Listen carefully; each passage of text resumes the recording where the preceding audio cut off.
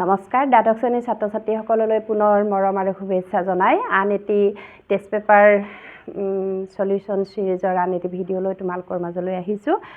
আজি মই আৰম্ভ কৰা প্ৰথম প্ৰশ্নটো হৈছে মোৰ মাতৃমুখ দৰ্শন পাঠটোত উল্লেখ কৰা মতে কোন তাৰিখে কটন কলেজৰ ছাত্ৰসকলে সভা অনুষ্ঠিত কৰি লক্ষ্মীনাথ বেজবৰুৱাক সম্বৰ্ধনা জনায়। এই তাৰিখটো পাঠটোত মানে নিৰ্দিষ্টকৈ উল্লেখ কৰা নাই, তাত এনেকৈ দিয়া আছে যে যিদিনা তেওঁ গুৱাহাটী পাইছিলহি সেইদিনাই তেওঁ কটন কলেজৰ ছাত্ৰসকলে সম্বৰ্ধনা অনুষ্ঠান পাতিছিল। গতিকে লক্ষ্মীনাথ বেজবৰুৱা আহি গুৱাহাটী পাইছিলহি 1930 চনৰ 22 ছেপ্টেম্বৰ তাৰিখে। তোমালোকে তেনেকৈ লিখিব লাগিব। পিছৰ প্ৰশ্নটো সাহিত্য অকাডেমি বঁটা লাভ কৰা প্ৰথম অসমীয়া কোন? সাহিত্য অকাডেমি বঁটা লাভ কৰা প্ৰথম অসমীয়া যতীন্দ্ৰনাথ দুৱৰা। বনফুল কবিতা পুথিৰ বাবে তেখেতক সাহিত্য অকাডেমি বঁটা দিয়া হৈছিল। তৃতীয় প্ৰশ্নটো ইষোপনিষদৰ প্ৰথম মন্ত্ৰটিত কি নিষেধ বাক্য আছে? তোমালোকে সম্পূৰ্ণ বাক্য লিখিবা। ইষোপনিষদৰ প্ৰথম মন্ত্ৰটিত থকা নিষেধ বাক্যটো হৈছে এনেকৈ আৰম্ভ কৰি মা গৃধ, অৰ্থাৎ নিজে ত্যাগৰ ভাৱত থাকি আনৰখিনিলৈ আকাংক্ষা নকৰাকৈ ভোগ কৰা। তাৰপিছত ভূদেৱ চৌধুৰী টিংখঙলৈ ভুল হৈছিলে, টিংখঙলৈ কিয় গৈছিল? আমি পাঠটোত পাইছোঁ ভূদেৱ চৌধুৰীয়ে যিদিনা তেখেতৰ পত্নীৰ চিঠি আহিবলগীয়া থাকে সেইদিনা তেখেতে পিয়নজন টিংখঙৰ পৰা আহি পোৱালৈ মানে ৰ'বলৈ তেখেতৰ ধৈৰ্য নাইকিয়া নিচিনা হয়, কেতিয়া পাওঁ নিচিনা লাগি থাকে। সেইকাৰণে তেখেতে আগতীয়াকৈ টিংখঙলৈ গৈছিল। পত্নীৰ পৰা আহিবলগীয়া চিঠিখন আগতীয়াকৈ ল'বৰ বাবে গৈছিল। তোমালোকে সম্পূৰ্ণ বাক্যটো লিখিবা। তাৰ পিছৰ প্ৰশ্নটোলৈ আহিছোঁ।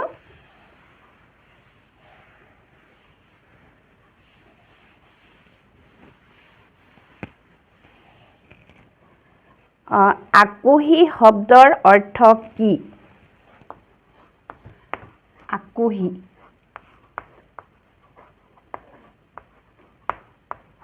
আকুহি শব্দৰ অৰ্থ কি?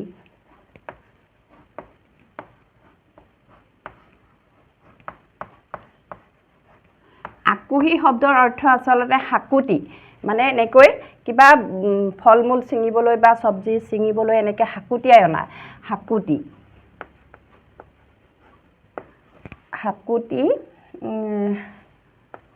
কিন্তু এই শব্দটো আছে হস্তি বিদ্যায়নৰ পুথি পাঠটোত। তোমালোকে এনেকৈ লিখিবা আকুহি শব্দৰ অৰ্থ হৈছে হাকুটি,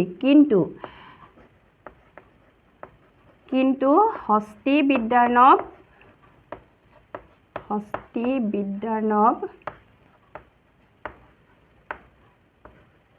পুথি পাঠটোত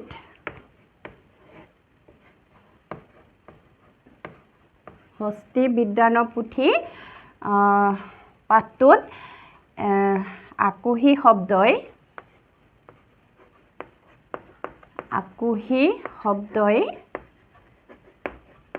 হাতীৰ সুৰ বুজাইছে।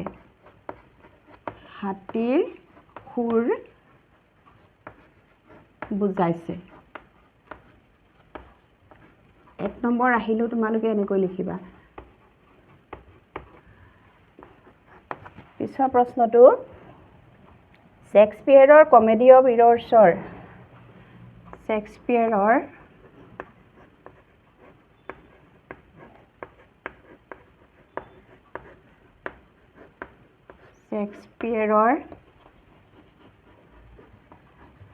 কমেডি অফ ইৰৰ্ছৰ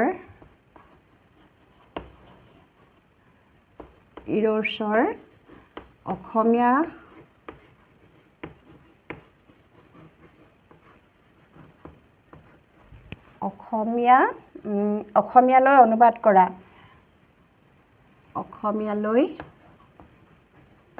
অনুবাদ কৰা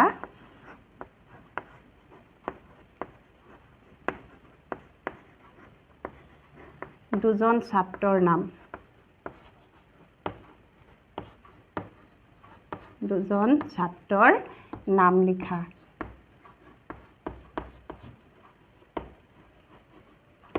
শেক্সপিয়েৰৰ কমেডি অফ ইৰৰ্ছ ভ্ৰমৰংগ নাম দি অসমীয়ালৈ অনুবাদ কৰিছিল 4জন ছাত্ৰই। তোমালোকক 2জন ছাত্ৰৰ নাম লিখিবলৈ কৈছে, ৰমাকান্ত বৰকাকতি আৰু ঘনশ্যাম বৰুৱা। ৰমাকান্ত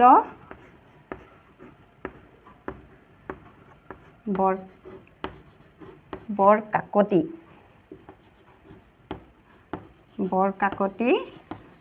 আৰু ঘনশ্যাম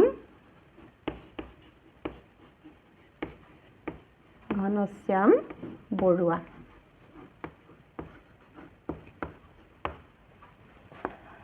তাৰপিছত ৰঘুবংশৰ মতে কাৰ স্বয়ম্বৰত ৰঘুবংশৰ মতে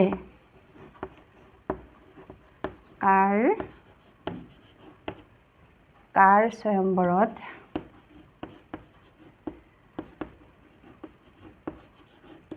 ৰঘুবংশৰ মতে কাৰ স্বয়ম্বৰত কোনজন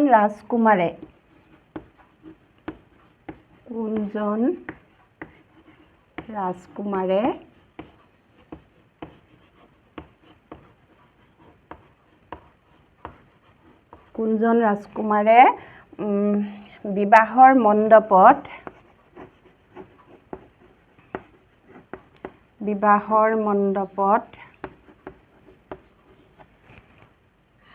কামৰূপেশ্বৰৰ হাতত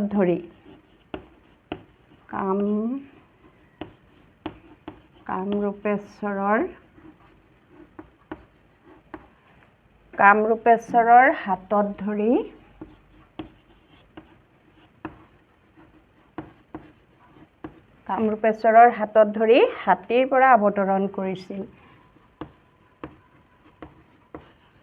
হাতীৰ পৰা অৱতৰণ মানে নমা, অৱতৰণ কৰিছিল।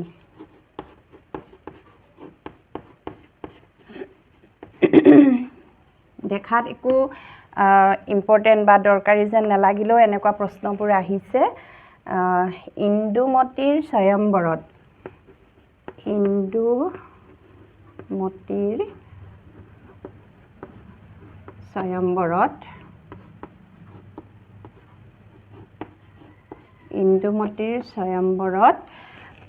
ৰাজকুমাৰ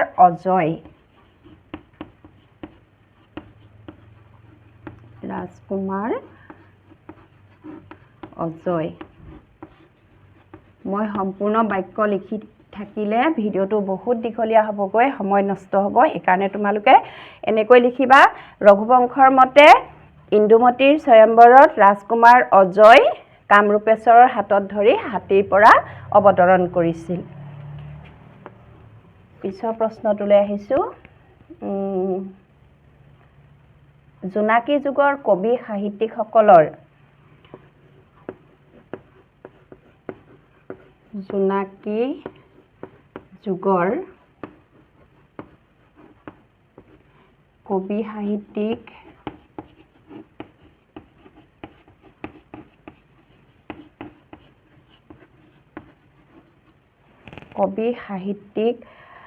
সকলৰ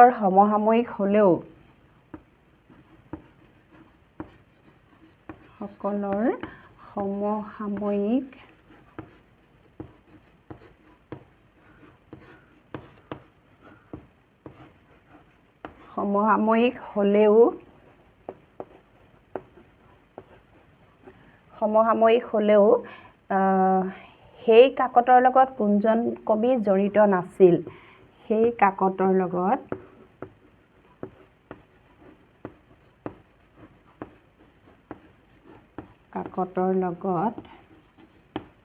কোনজন কবি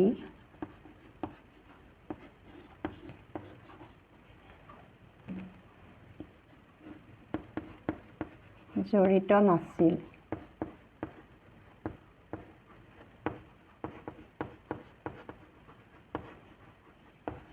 জোনাকী যুগৰ কবি সাহিত্যিকসকলৰ সমসাময়িক হ'লেও সেই কাকতৰ লগত কোনজন কবি জড়িত নাছিল? মফিজুদ্দিন আহমদ হাজৰিকা। মফিজুদ্দিন আহমদ হাজৰিকা।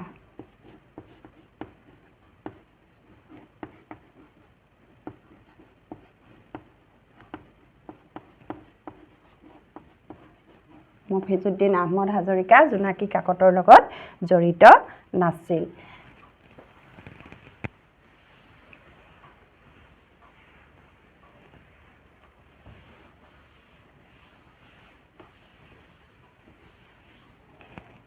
পিছৰ প্ৰশ্নটোলৈ আহিছোঁ। উপনিষদৰ কৰ্মযোগ কি?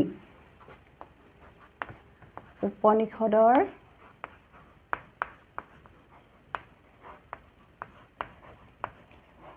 কৰ্মযোগ কি?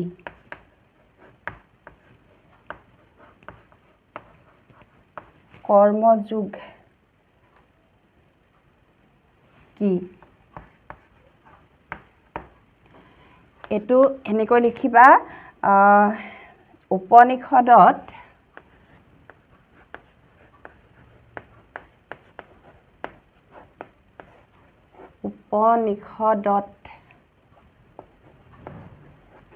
মানুহৰ কৰ্ম কৰাৰ কৌশল বা মনোধৰ্মৰ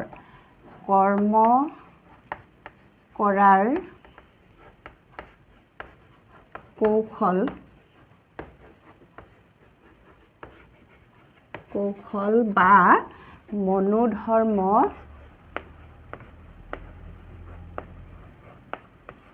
মনোধৰ্মৰ কৰ্ষণ কৰাৰ মনোধৰ্মৰ কৰ্ষণ কৰাৰ উপদেশকে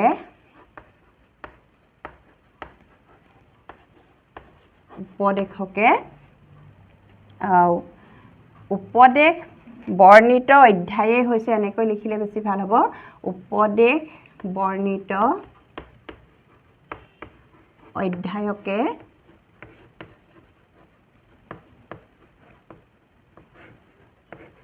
অধ্যায়কে কৰ্মযোগ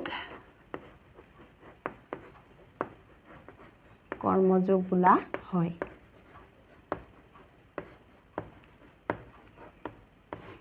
উপনিষদত মানুহৰ কৰ্ম কৰাৰ কৌশল বা মনোধৰ্মৰ কৰ্ষণ কৰাৰ উপদেশ বৰ্ণিত অধ্যায়কে কৰ্মযোগ বোলা হয়। তোমালোকে তেনেকৈ লিখিলে হ'ব। তাৰপিছত আহিছোঁ, কাৰ চিঠি পুৰুষানুক্ৰমে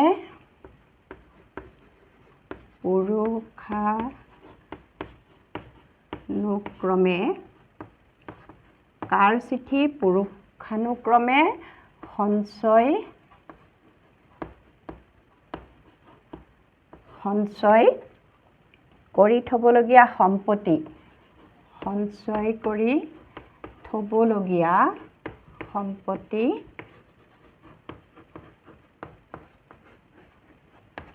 কাৰ চিঠি পুৰুষানুক্ৰমে সঞ্চয় কৰি থবলগীয়া সম্পত্তি বুলি কোৱা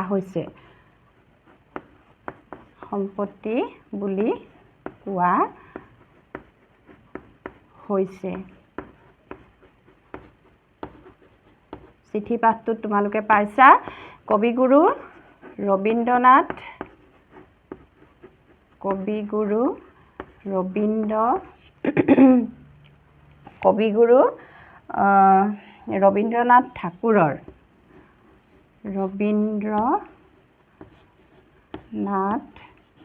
ঠাকুৰৰ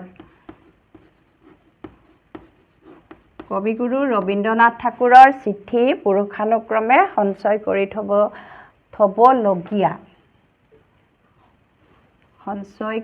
থবলগীয়া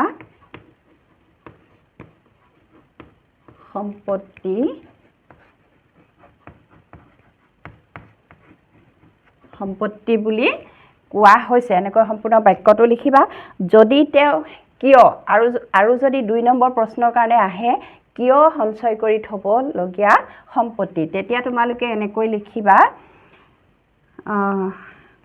কবিগুৰু ৰবীন্দ্ৰনাথ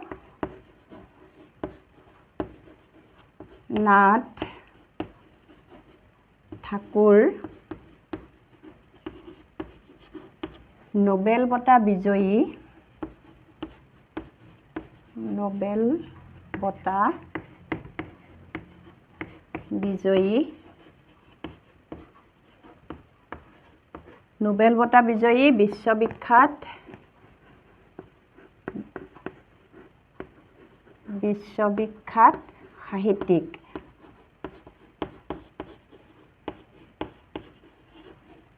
বিশ্ববিখ্যাত সাহিত্যিক তেনে এজন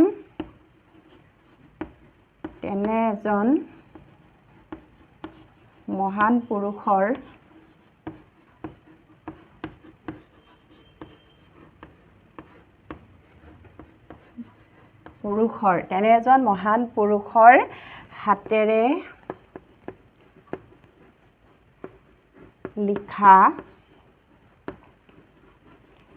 হাতেৰে লিখা প্ৰতিটো বাক্যই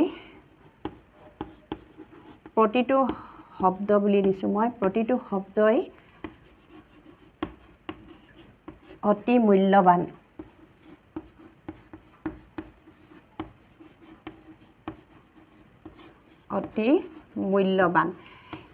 মই কোন দি দিছো কবিগুৰু ৰবীন্দ্ৰনাথ ঠাকুৰ নোবেল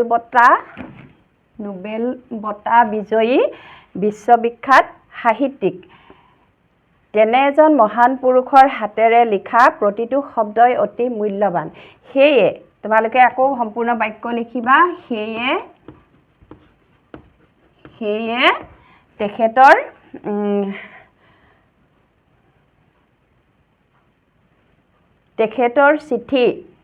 তেখেতৰ চিঠি পুৰুষানুক্ৰমে সঞ্চয় কৰি থবলগীয়া সম্পত্তি এনেকৈ উত্তৰটো সম্পূৰ্ণ কৰি দিবা তাৰ পিছৰ প্ৰশ্নটোলৈ আহিছো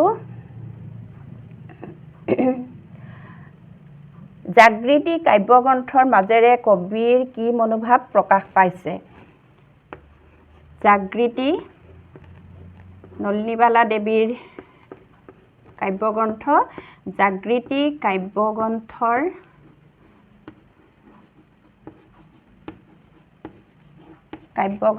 মাজেৰে কবিৰ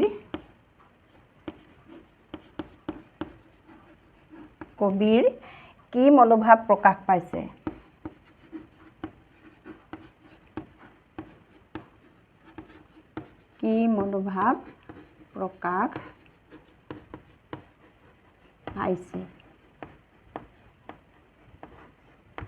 জাগৃতি কাব্যগ্ৰন্থৰ যোগেদি কবিৰ স্বদেশ প্ৰেমৰ মনোভাৱ প্ৰকাশ পাইছে স্বদেশ প্ৰেমৰ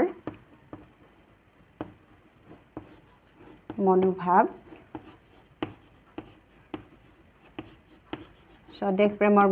প্ৰকাশ পাইছে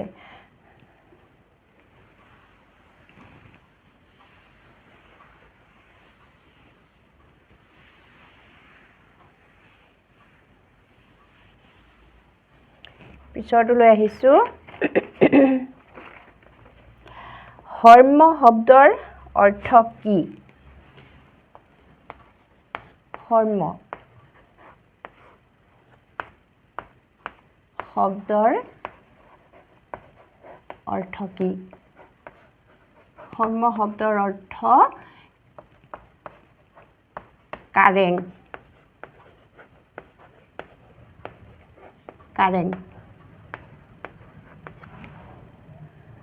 উভতি নহা কবিতা পাঠটি ক'ৰ পৰা সংগ্ৰহ কৰা হৈছে উভতি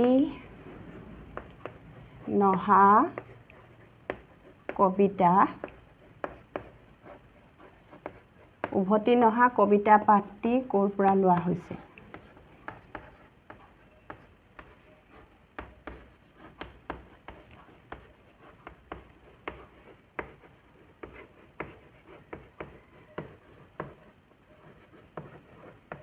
ক'ৰ পৰা লোৱা হৈছে উভতি নহা কবিতা পাঠটি নৱকান্ত বৰুৱাৰ দলঙত তামিঘৰা নামৰ নৱকান্ত বৰুৱাৰ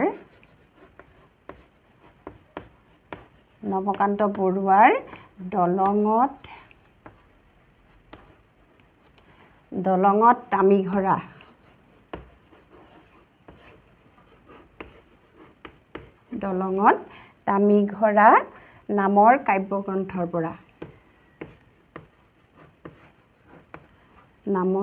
কাব্যগ্ৰন্থৰ পৰা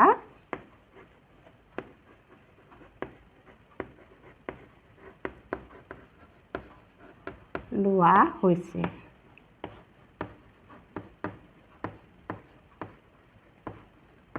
দলঙত তামিঘৰা নামৰ কাব্যগ্ৰন্থৰ পৰা লোৱা হৈছে তাৰ পিছৰটো প্ৰশ্ন ভাৰতবৰ্ষৰ কোন দুজন কবিৰ গীতৰ লগত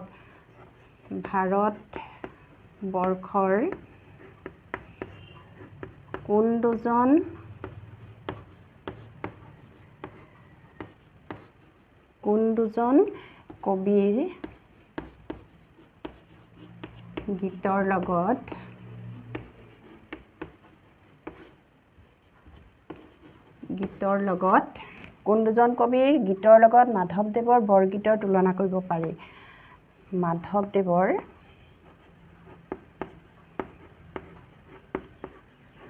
বৰগীতৰ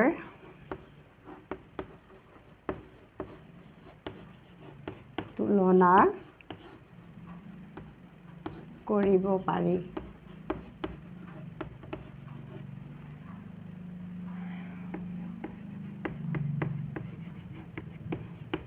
মই ডাইৰেক্ট নামকেইটাহে লিখিছোঁ মহাৰাষ্ট্ৰৰ কবি তুকাৰাম মহাৰাষ্ট্ৰৰ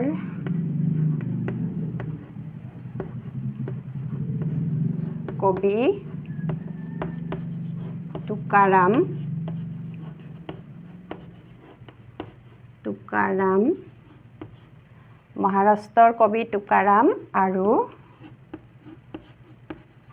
উত্তৰ ভাৰতৰ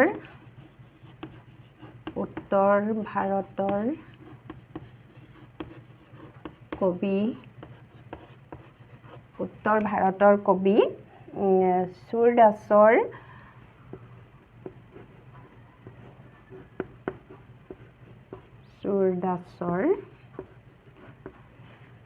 সুৰদাসৰ গীতৰ লগত মাধৱদেৱৰ বৰগীতৰ তুলনা কৰিব পাৰি তোমালোকে এনেকৈ বাক্যটো সম্পূৰ্ণ কৰি দিবা কোনে নিয়ৰৰ মালা গাঁঠি ৰাতিপুৱা কবিক দেখা দিয়েহি কোনে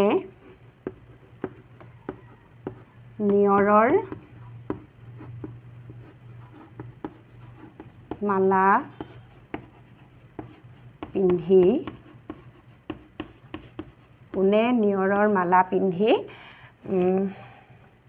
ৰাতিপুৱা কবিক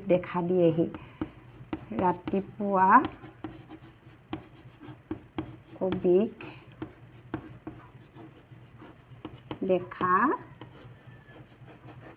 দিয়েহি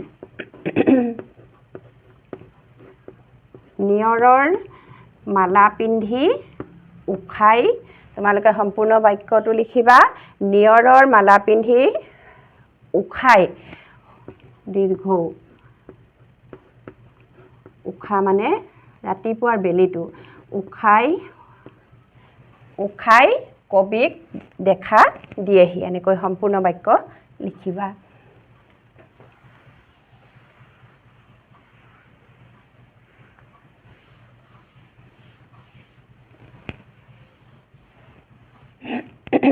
তাৰ পিছৰটো লৈ আহিছোঁ মুক্তুল আঘোণ কবিয়ে কি বুজাইছে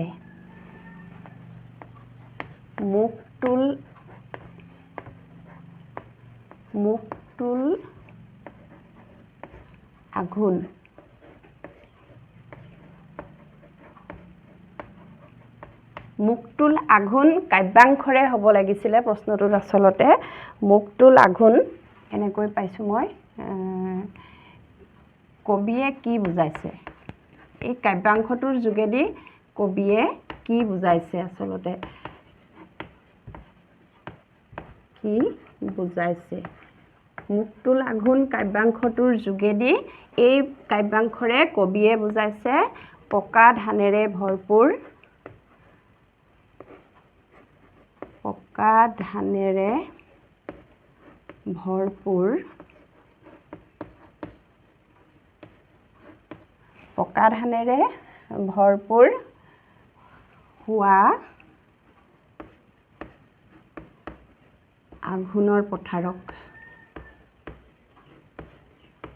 আঘোণৰ পথাৰক বুজাইছে এনেকৈ লিখিবা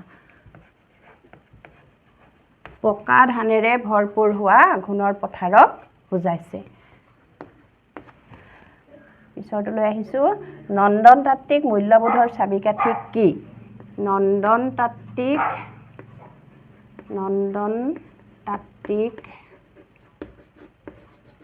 মূল্যবোধৰ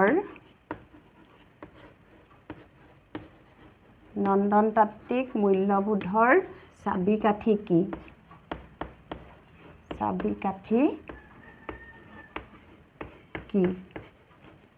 নন্দন তাত্ত্বিক মূল্যবোধৰ চাবিকাঠি নন্দন তাত্ত্বিক যি আমি ভালকে মনোযোগ দিলে প্ৰকৃতিৰ প্ৰত্যেকটো বস্তুকে আমি খুব প্ৰত্যেকটো বস্তুৰে আমি সৌন্দৰ্য উপভোগ কৰিব পাৰোঁ কিন্তু যদি মন নিদু বা আমি ভালদৰে উপভোগ নকৰোঁ তেতিয়াহ'লে আমাৰ কাৰণে একো বস্তুৱে সুন্দৰ নহয় গতিকে নন্দন তাত্ত্বিক মূল্যবোধৰ চাবিকাঠি হৈছে মনোযোগ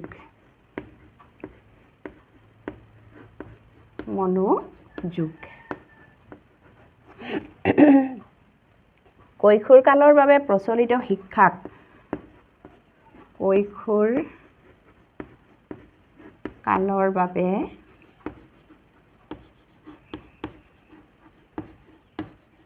কৈশোৰ কালৰ বাবে প্ৰচলিত শিক্ষাক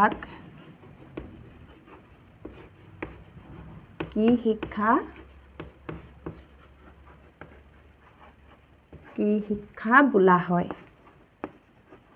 কৈশোৰ কালৰ বাবে প্ৰচলিত শিক্ষাক মাধ্যমিক শিক্ষা বোলা হয়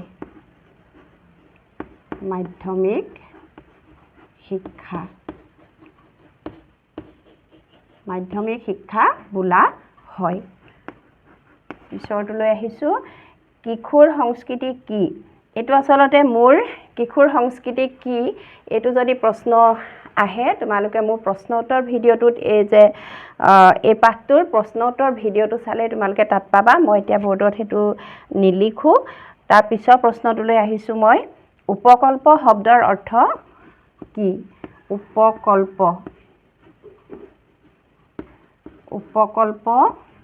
শব্দৰ অৰ্থ কি উপকল্প শব্দৰ অৰ্থ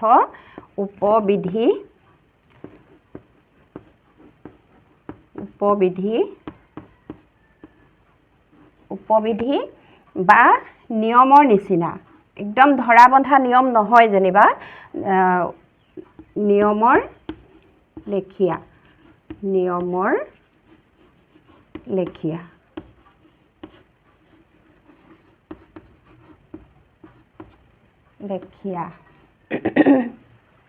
আজি মই ইমানখিনি তোমালোকলৈ প্ৰশ্ন উত্তৰ আগবঢ়ালো আৰু তোমালোকে যদি এনেকৈ তোমালোকে সমাধান কৰিব নোৱাৰা প্ৰশ্ন থাকে মোৰ হোৱাটছএপত তোমালোকে পঠিয়াবা মই চেষ্টা কৰিম ময়ো বহুত ব্যস্ত তথাপিও তোমালোকলৈ মই এনেকৈ উত্তৰবোৰ প্ৰস্তুত কৰি আগবঢ়াইছো যাতে তোমালোকৰ পৰীক্ষা সকলোৰে ভাল হয় আৰু ভাল হ'লে মোৰো ভাল লাগিব আৰু যদি এতিয়াও তোমালোকৰ কিবা জটিল যেন লগা বা সমাধান কৰিব নোৱাৰা প্ৰশ্ন আছে মোলৈ হোৱাটছএপ যোগে পঠিয়াবা মই চেষ্টা কৰিম তোমালোকলৈ উত্তৰবোৰ আগবঢ়াবলৈ মোৰ হোৱাটছএপ নাম্বাৰ তোমালোকে ডেছক্ৰিপশ্যনতে পাবা 8011281385 আৰু আজিৰ ভিডিঅ'টো যদি তোমালোকৰ সহায়ক হোৱা বুলি ভাবা তেনেহ'লে এটা লাইক শ্বেয়াৰ আৰু কমেণ্ট কৰিবা আৰু চাই থাকিবা আছামিজ পাঠশালা ধন্যবাদ